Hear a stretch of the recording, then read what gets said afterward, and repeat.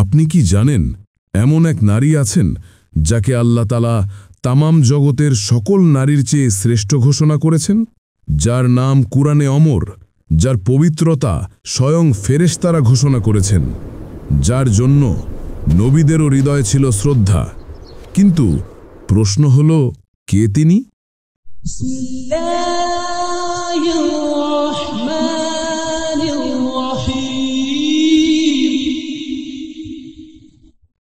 কুরআনে ১১৪টি সূরার মধ্যে মাত্র একজন নারীর নামই কুরআনে উল্লেখ রয়েছে।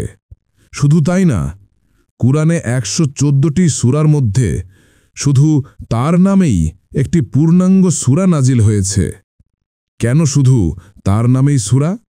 কেনই বা তাকেই বলা হলো তামাম জগতের নারীদের মধ্যে শ্রেষ্ঠ? কেন তাকে এত সম্মান? কি এমন ছিল তার জীবনে? আর কুরআনে সেই সূরার নাম হল সূরা মারইয়াম। আল্লাহ তাআলা কুরআনে বলেন, ওয়াইদ ক্বালাতিল মালাইকাতু ইয়া মারইয়াম ইন্নাল্লাহা আস্তাফাকি ওয়া তাহহারাকি ওয়া আস্তাফাকি আলা নিসাইল আলামিন। এর বাংলা অনুবাদ, আর যখন ফেরেশতারা বলল, হে মরিয়ম, নিশ্চয়ই আল্লাহ তোমাকে মনোনীত করেছেন, তোমাকে পবিত্র করেছেন এবং তোমাকে সমস্ত জগতের নারীদের উপর শ্রেষ্ঠ বানিয়েছেন। সূরা আলে ইমরান আয়াত ৪২। এই আয়াতই ঘোষণা করেছে মরিয়ম হচ্ছেন তামাম জগতের নারীদের মধ্যে সর্বশ্রেষ্ঠ। কেন তাকে এত সম্মান? কি এমন ছিল তার জীবনে? মরিয়ম আলাইহিসসালাম এমন এক নারী যিনি পিতা ছাড়া সন্তান জন্ম দিলেন, কিন্তু তবুও তার পবিত্রতায় কোনো ছায়া পড়েনি। আল্লাহ তাকে বেছে নিয়েছিলেন এমন এক অলৌকিক ঘটনার জন্য যা আজও মানবজাতির জন্য বিস্ময়ের। তিনি একা কিন্তু দৃঢ়। যখন প্রসব বেদনায় কাঁপছিলেন, তখন আল্লাহ তাকে বললেন, ওয়াহুজ্জি আলাইকি বিজিজইন নাখলাতি তুসাকিত আলাইকি রুতাবান জানিয়া। এর বাংলা অর্থ, তুমি খেজুর গাছের কাণ্ড তোমার দিকে ঝাঁকাও, তোমার উপর পাকা খেজুর ঝরে পড়বে। সূরা মারইয়াম ২৫। আল্লাহ তার একাকিত্বে সহায়তা করলেন, তার কষ্টে দিলেন শক্তি, তার নিঃসঙ্গতায় দিলেন আশ্রয়।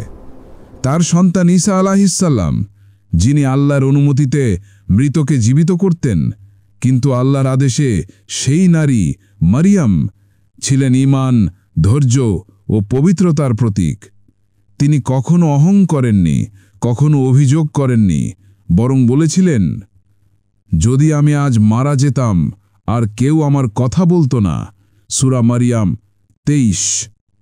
তার মুখে অভিযোগ নয়, ছিল আল্লাহর প্রতি পূর্ণ আত্মসমর্পণ। যখন মানুষ তাকে অপবাদ দিল, তখন তিনি একটিও কথা বললেন না, বরং ইঙ্গিত করলেন তার নবজাতকের দিকে। আর তখন সেই শিশু বলল, কলা ইন্নী আব্দুল্লাহি আতানিয়াল কিতাবা ওয়া জাআলানিন নাবিয়্যা। অর্থ, আমি আল্লাহর বান্দা, তিনি আমাকে কিতাব দিয়েছেন এবং নবী বানিয়েছেন। সূরা মারইয়াম আয়াত ৩০। মরিয়ম আলাইহিসসালামের শ্রেষ্ঠত্ব তার অলৌকিক মাতৃত্বে নয়, বরং তার ঈমানের দৃঢ়তায়।